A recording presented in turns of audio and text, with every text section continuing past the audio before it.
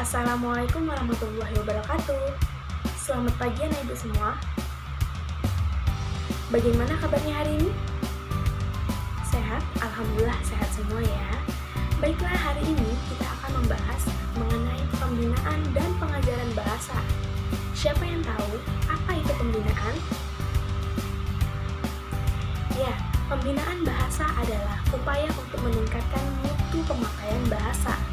Upaya pembinaan itu mencakup peningkatan sikap, pengetahuan, dan keterampilan berbahasa yang dilakukan antara lain melalui pengajaran dan pemasyarakatan. Pembinaan sastra adalah upaya yang dikembangkan untuk memelihara karya sastra, meningkatkan apresiasi masyarakat terhadap sastra Indonesia dan daerah, serta memanfaatkan sastra asing supaya memenuhi fungsi dan kedudukannya dengan cara mempelajari dan mengembangkannya. Dalam pembinaan dan pengembangan bahasa, erat kaitannya dengan pembinaan sikap berbahasa Indonesia, sikap positif terhadap bahasa Indonesia, upaya meningkatkan kegairahan penggunaan bahasa Indonesia dengan baik dan benar, serta memahami bagaimana meningkatkan mutu dan disiplin penggunaan dan penguasaan bahasa Indonesia. Penguasaan bahasa Indonesia yang benar sesuai dengan kaidah yang ada merupakan kunci kelancaran dan kesempatan proses komunikasi. Bahasa Indonesia merupakan alat pertama untuk membangun arus pemikiran yang jelas dan teliti. Jadi, bahasa Indonesia sebagai alat komunikasi yang dimana alat pertama dan utama dan pokok yang dimana menjadi proses dalam pembelajaran yaitu pendidikan. Begitupun halnya dengan bahasa daerah dan bahasa asing yang juga digunakan sebagai wadah komunikasi yang memiliki fungsi dan kedudukan masing-masing. Fungsi bahasa adalah sebagai alat komunikasi dan bermasyarakat karena bahasa hanya dimiliki oleh manusia yang merupakan anugerah dari Sang Pencipta. Dan dalam kegiatan berbahasa, baik secara lisan maupun tulisan, keduanya memiliki kedudukan yang sama dalam kehidupan sehari-hari. Nah, lisan sebagai alat komunikasi yang sering dipengaruhi bahasa daerah, seperti halnya suku Jawa, secara otomatis dalam kehidupan ataupun cara bergaul dengan teman ataupun rekan sedaerah akan menggunakan bahasa Jawa sebagai alat komunikasinya.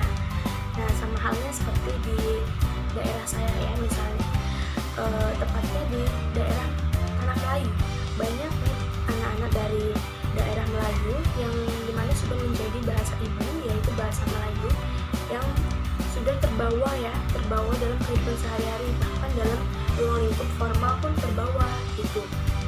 Jadi secara otomatis dalam kehidupan ataupun dengan cara bergaul dengan rekan ataupun teman sejagatnya akan menggunakan bahasa Melayu sebagai alat komunikasinya. Yang kedua, hal ini berbeda dengan lingkungan formal seperti lembaga sekolah ataupun lembaga pendidikan lainnya. Bahasa lisan yang digunakan adalah bahasa Indonesia. Hal ini karena bahasa Indonesia sesuai dengan tuntutan kebutuhan siswa. Adapun tujuan diberikan kepada siswa agar terampil menggunakan bahasa Indonesia dengan baik dan benar. Contoh halnya seperti sekolah dasar ya yang berada di Lombok Timur, yaitu SDN Negeri 3 TP Batu. Nah, pada dasarnya sekolah ini berada pada salah satu pelosok di desa Lombok ya Timur yang dimana masuk ke tergolong primitif, yang dimana masih beranggapan sebagai kelas sosial sehingga sulit menggunakan bahasa Indonesia. Nah, selanjutnya dalam proses belajar mengajar, guru sering sekali ya menggunakan bahasa daerah setempat untuk menerangkan pembelajaran yang diajarkan. Nah, di mana para siswa masih sulit menanggapi dan merespon pembelajaran dengan kosakata baru yang menggunakan bahasa Indonesia. Nah,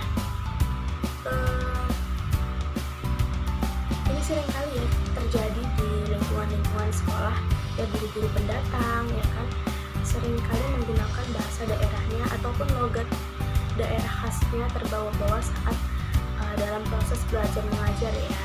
Nah itu sangat sulit sekali untuk dimengerti soal buat siswanya, ya kan? Nah jadi itulah merupakan pentingnya dalam menggunakan bahasa Indonesia.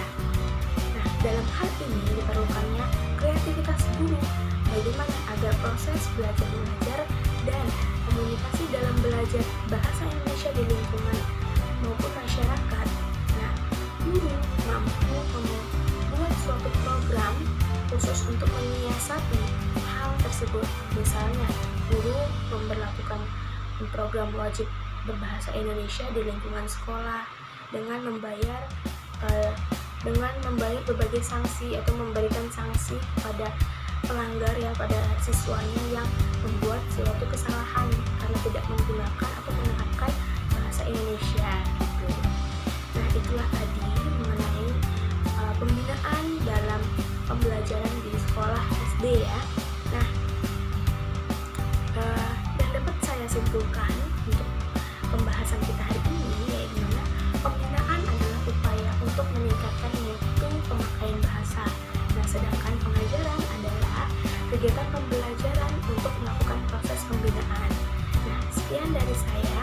Semoga dapat dimengerti ya anak-anak ibu semua, karena ini adalah salah satu hal yang sangat dasar dimana penggunaan bahasa Indonesia dalam kehidupan sehari-hari dan dalam kehidupan formal. Sekian dari saya. Wabillahi taufiq wal hidayah. Wassalamualaikum warahmatullahi wabarakatuh.